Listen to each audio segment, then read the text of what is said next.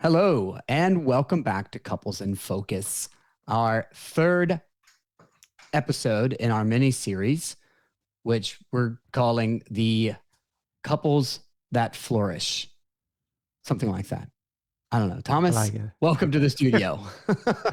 Thank you, Michael. I didn't want to use We are that word moving away masters. from the It's me. master couples Yeah, to just couples that flourish. the Couples That Flourish. Yeah, It sounds more achievable, yeah, doesn't it? it does. It does. And it's it's something we can build on, right? Yeah.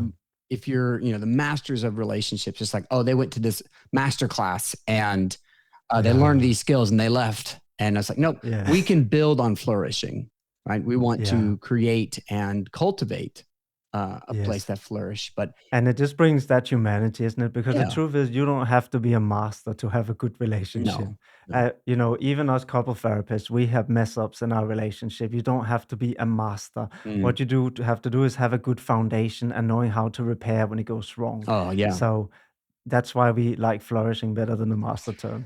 And that's what we're actually talking about today. So great little intro there.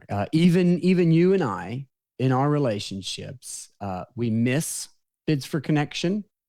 We send at times poor signals that aren't clear. Mhm. And then we have to repair those poor signals and go back to our partner Yeah. and say, hey, this is what happened to me. What we're going to talk today is how do flourishing couples, after they make a poor bid for connection, right? After the Yes. argument, what are they doing to repair the moment, but also establish like a more clear idea of what they want or need from their partner?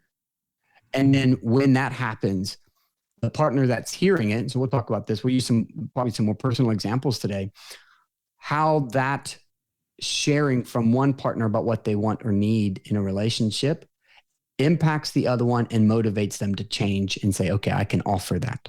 Yeah? Yeah. Yeah. So let's jump That's right cool. in. Okay. All right.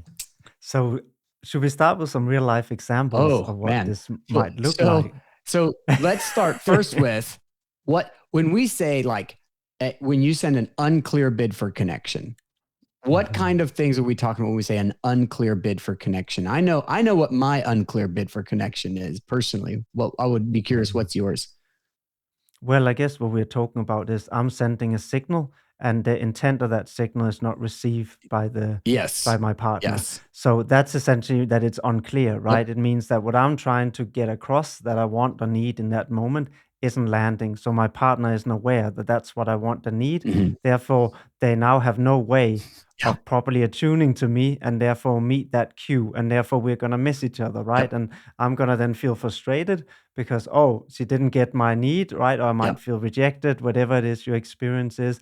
And she might be confused as to why she's suddenly upset with me because I didn't do anything, because he didn't actually hear the bit, right, That's that I right. was trying to send. Yeah. So that's essentially, I guess, what we're talking about Yep. when we say, And that's a great example. Mine is I will be the one that gets upset, and Yeah. my upset, which is not going to tell my partner come close, right? Yes. I don't like this analogy so much, but like nobody runs towards an erupting volcano. It's just Yes. not built into our brain to think that's where I want to go, right?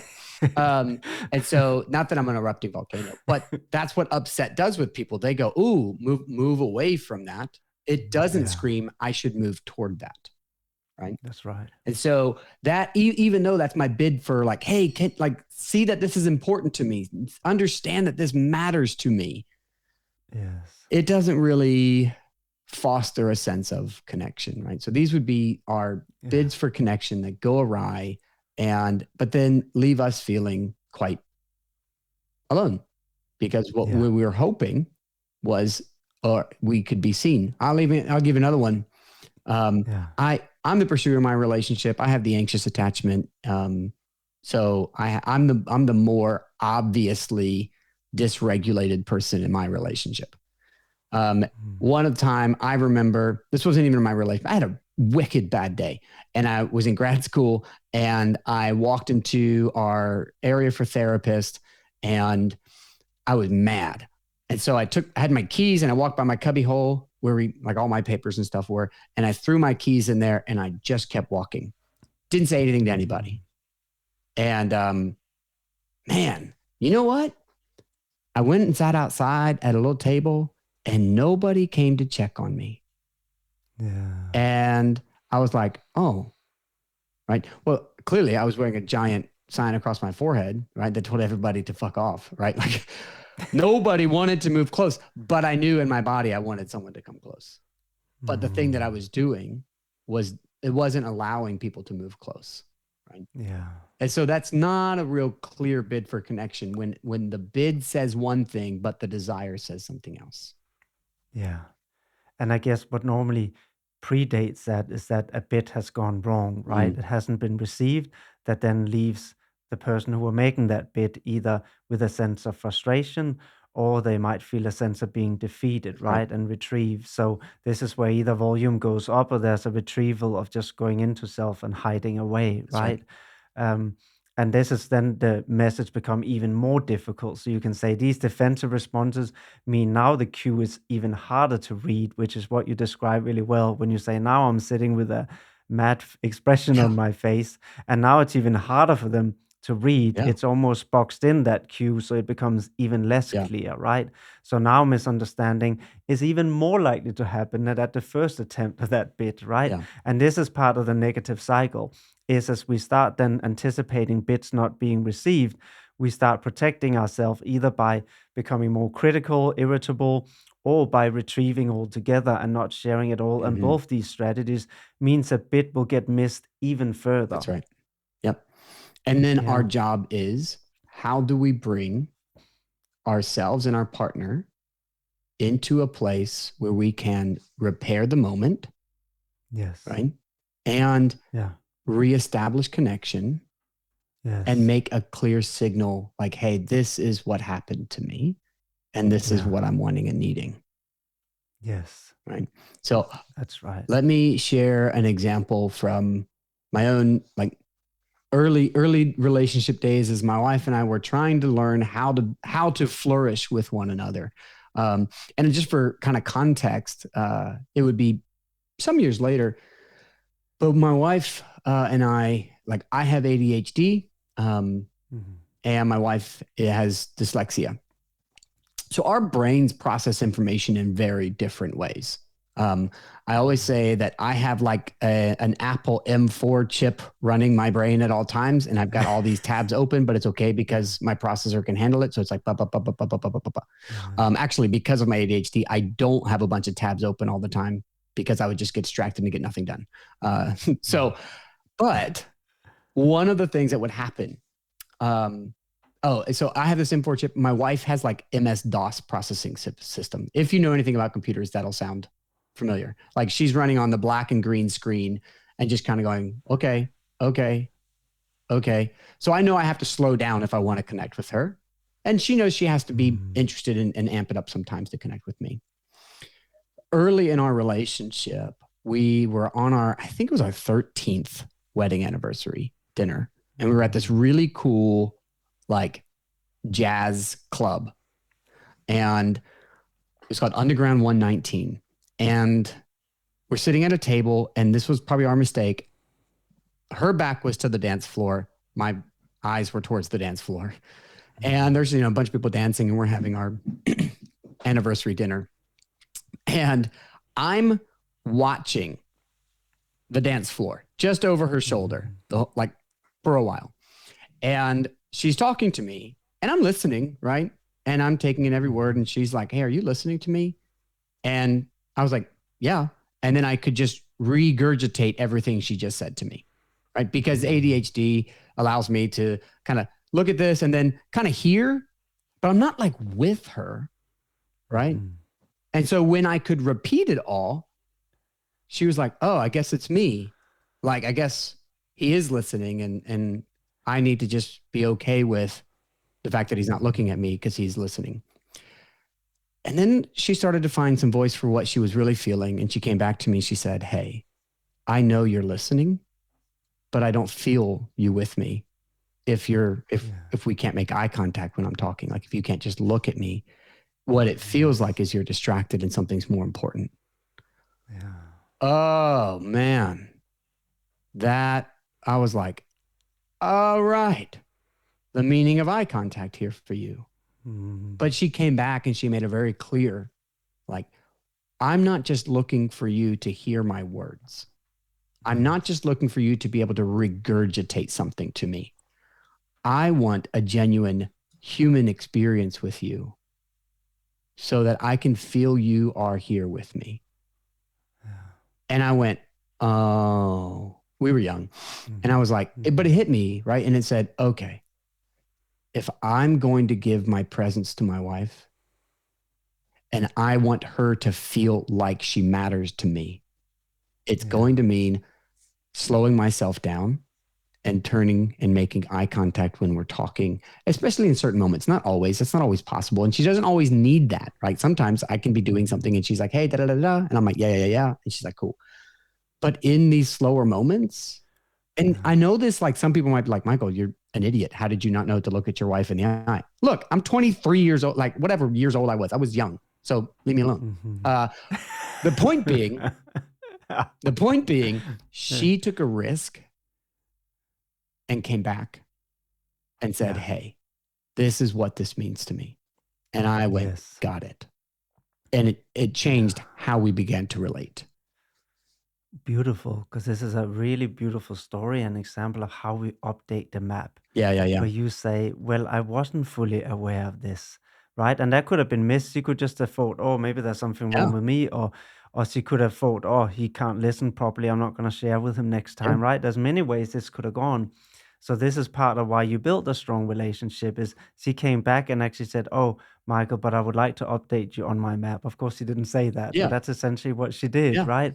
And so you got it and say, oh, now I have a better model for what's important for you in these moments, right? And I have a recent example too, which is only a couple of months ago, I think it was, where I messed up, and this was quite I think a big mess up for my part that resembles this as well. My son was in hospital, and that's Mhm. always the one thing that makes me quite stressed and I can dysregulated, imagine. because he goes to hospital quite frequently, and it can be quite severe, and then the messages can be quite daunting about future Mm, prospects, etc. So I was really stressed, and we were really busy. We were obviously working. There was this, dealing with that, and then there's other children too, right? So yeah. it's quite overwhelming.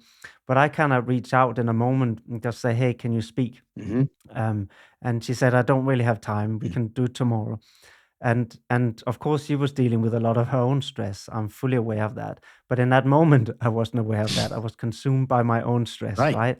So the way I interpret that was this old narrative that came up in my mind that, oh, nobody cares about me when he's in hospital, right? That's Mm, always nobody actually cares about the distress I'm in too. So that really took over and it started spinning around in my head all day, and I got more and more irritable yeah. to the point where I ended up sending, and I normally never do this. I always say, You never you broke the use the cardinal phone rule of for. using text. I broke all my Oh, own rules. yeah. Right, I did do a voice note, but still not much better Tisk, because tisk, my tisk, tonality was Thomas. not great.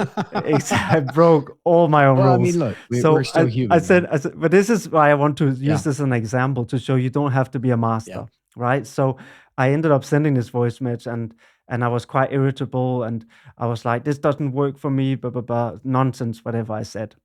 And again, she got quite irritable because she was already also very Yeah. stressed and she was And then confused. she She gets didn't know what has a happened. text from her partner Yes, saying, "Oh, I'm mad and exactly. upset." Oh, okay. And she has no idea what had happened the last 8 hours in Exactly. my head while I was at work, which is, oh, nobody cares about me when he's in hospital. Duh, duh, Mhm. duh, I'm on my own. She has no idea, right, Right. that this has played off.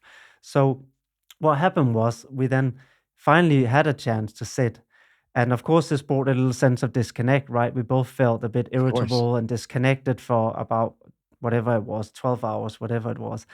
And then we finally had a chance actually to talk. And this is why it's important to show you you don't have to be a master. It's Mhm. okay to sometimes mess up. Even I mess up That's sometimes. right. Yeah, I'm sure you do sometimes, Michael. We also mess up. Yeah. And then I suddenly realized, oh, I haven't actually set any clear bid for connection. So instead, I sat down and I said to her, listen, he's not very well. And actually, I got this email from the experts that I didn't even share with you Mm.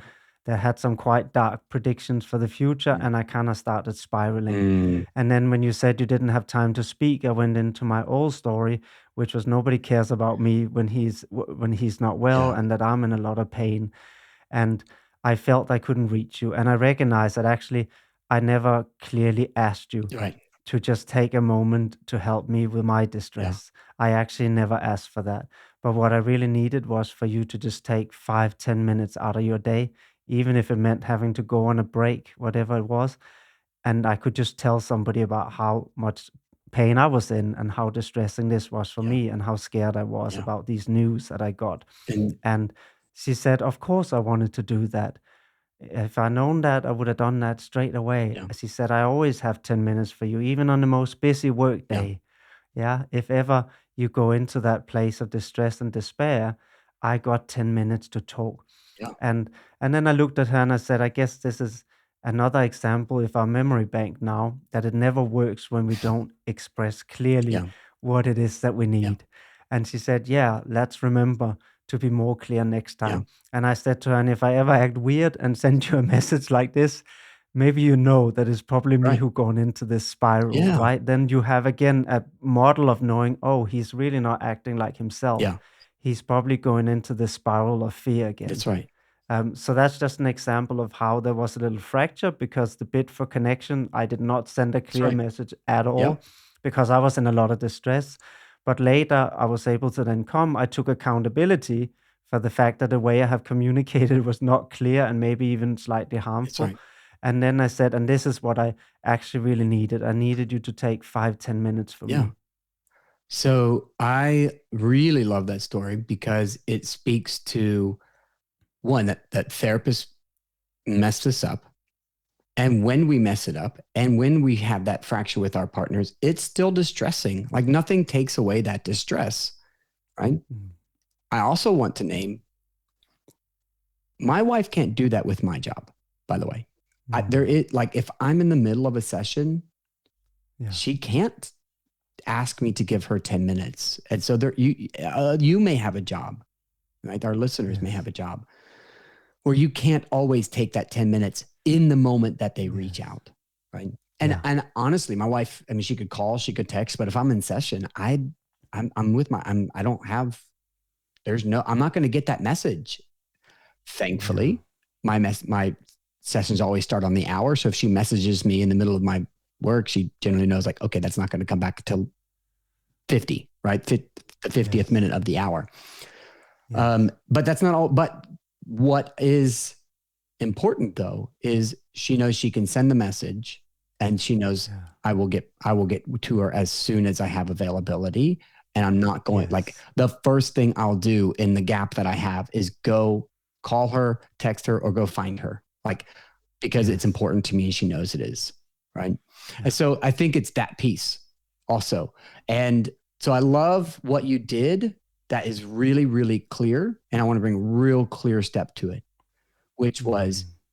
in order to repair a moment that your bid for connection was not clear. Mm-hmm. And in fact, it was like pushing. It was the opposite Mm-hmm. of what we want to do for a bid Mm-hmm. for connection. Yeah. You found the vulnerable narrative that was running in you that wasn't being communicated clearly, right? Mm-hmm. And then you offered your partner a way to see, when I have this vulnerability running, sometimes I reach out with the vulnerable thing, and you know exactly how to respond. And it's really lovely. And maybe that's because I come home and I'm seeing you person to person, and we know you can, all these other factors, all these little things. Yes.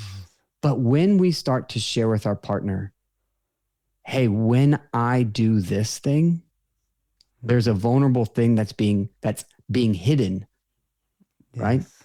Hidden behind the That's protective right. thing, which you Yeah. named it as spiraling. And so often, like, Yes. that's what people, like, that sense of I'm going down, right? The ship Mm-hmm. is sinking. And we tell our Yes. partner that, and we say, sometimes when I act this way, it's because I'm sinking, I'm spiraling. Yeah. And hopefully I can catch myself usually when I'm spiraling. Hmm. But also, if I'm spiraling and I'm coming out this way, I want you to know that there's likely something more vulnerable, something deeper happening to me. Yeah. Yeah. What a beautiful That conversation to have with your partner. Yeah, it is, and there's so much connection in it, right? Because of course I also have reasonable expectation. If this is something that happened every day, she couldn't just take time off and come and talk to me whenever I Yeah. needed.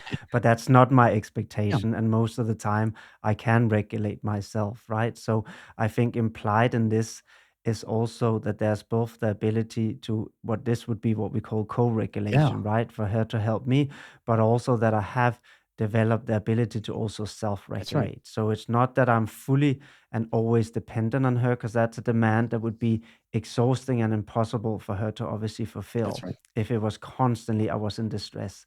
But it means that also that in the moments where maybe suddenly I do act completely out of character, Yeah. and this is very rare that something like this would happen, very rare. But if 2 years again I suddenly sent her a weird message again saying this isn't working for me, That's then right. she knows this is never how Thomas normally Right. acts. And now she would know, Something happened. oh, he probably had some message I'm not aware of, maybe some bad Yeah. news, and he's spiraling internally. So let me reach Yeah. out, right? And that has given a really good model for also how we can reach each other in Yeah. moments where we can't maybe communicate clearly because the distress is too high. Yep. So we're naming one half, right? And because we're talking about couples in focus here, just like the negative cycle that we've always talked about has each person doing something, right? There Mhm. is the other side of this, which is what makes a relationship safe enough for Yeah. you to go to your partner or my wife to come to me and say, Yes. here's what, like, here's where I was, which is kind of where you started. Or from my wife's Yeah. perspective, here's what you did. Like, here's what, when Yeah. you do this, this is how it makes me feel. And Yes.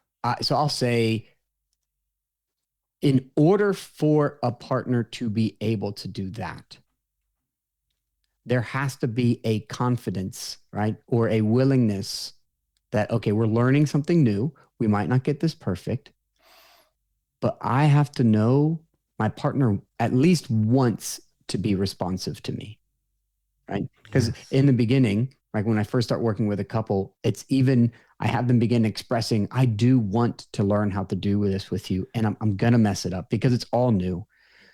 But if Yes. I know my partner is engaged enough that they want to be Yeah. responsive to me in those moments, for Yeah. example, your partner could have said, I mean, I get that, Thomas, but that was a really shitty text. Like they could have just gotten stuck there, Yes. right? Yes. But Spot on. you brought a vulnerable narrative, and your partner's ability to respond to that is what tells you it's Yes. safe enough for me to go to the vulnerable spot. That's My right. wife knows if I share this with him, he's going to be responsive and hear the meaningfulness to me.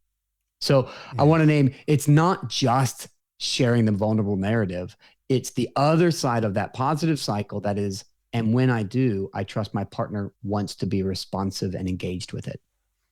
That's right. And that's a really important point. And in these moments, and this is more me talking as a private person than a therapist, but in these moments, Mm-hmm. in this example I gave here today, it comes down to my predictive model trust that I will be received with somebody who is trying to understand me, Mm-hmm. not about somebody who's trying to find out who were the bad guy That's right. in what happened. Yeah. So we are not looking in these moments, and that's reverse as well. If she'd done something and come to me, the goal isn't to find out who was at fault, who has to take the That's blame right. here. The goal that I think we both share quite clearly is that the goal is to try and understand the other person and what happened, because we have a presumption that the other one has good intent. Yes. And I think that presumption, as we talked about in a couple of episodes, is exactly what's different in couples that are struggling. The presumption is that my partner is doing something to harm me, That's right? right. And this is why there often is an adverse protective response. While when we slowly change that around, we start seeing the presumption that my partner has good intent. And if something has harmed me, probably a mistake or something has happened, right? So her presumption was already something must have happened that I'm not aware of, Mm-hmm. since this would suddenly, because I know that Thomas have good intent. I know that he's caring and kind, right? I know that I matter to him very Mm-hmm. much. So that he would suddenly act in that Yeah. way, her presumption was already not that he doesn't care about me or he's an asshole. The presumption was there Something must be happened. missing Mm-hmm. information I don't That's have, right. right? So that's why she was actually curious and not about telling me what I've done was wrong. She wanted to understand what actually happened. And I could say, oh, I got this email. And she said, oh, I wish I known, Mm-hmm. because then, of course, I would have understood you were in this much That's right. distress. Yeah. No, I love that. Yeah. So really what we've done today is it's not really tips and tricks, but it's just real life examples of what does it mean? Like if it means in your relationship that a bid for connection can't be repaired, can't be talked about, Mhm. then it's going to get stuck in that negative cycle. Yeah. But as you begin to build in like the parts of the last two episodes into your relationship and open up a line of communication that says, can we talk about the moments where we miss each other? Right. Mhm. And do that from a perspective that I believe ultimately you love me and you do want to be connected to me. And we just maybe haven't known how. And we've Yeah. probably had some misbids. And can we start talking about that? And these were just Yeah. live examples, like people that do this for a living, that teach these things for a living. We get cross with our partners and our partners get cross with us, and we find ourselves in tiffs. It's not as scary when you get caught in these tiffs if you know the way out, right? Yeah. And so what we're talking today is about a willingness to lean in and bring the vulnerable narrative to your partner about what Yeah. happens when we miss each other, and be able to reestablish that sense of connection after the connection gets lost or gets hidden behind some unclear moment in your relationship where likely you were dysregulated or your partner was dysregulated. Yeah. I think that's beautifully said. And I wanted to say that trust isn't getting every bit correctly, neither sending or Yeah, receiving. Trust is that we are able, know that we are able to repair when we miss it. absolutely. That's actually what trust is. It's that it's when we get it wrong, we know we can come That's it. back together. Right. And I love that. I hope that is like, so to say, that kind of brings us to an end of our flourishing couples mini Mhm. series. But that there, knowing our way out of the hard Yeah. moments, it is one of the most important things flourishing couples can do. Yeah.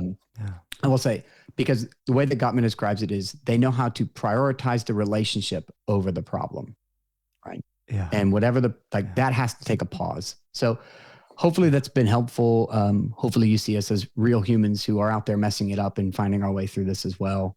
We are not perfect and masters of relationships. We just happen to work with them and we happen to know our way through them a little bit. So thanks, Thomas. That's it. Thank you, Michael. I will catch you on the next All right. episode. Have a great day.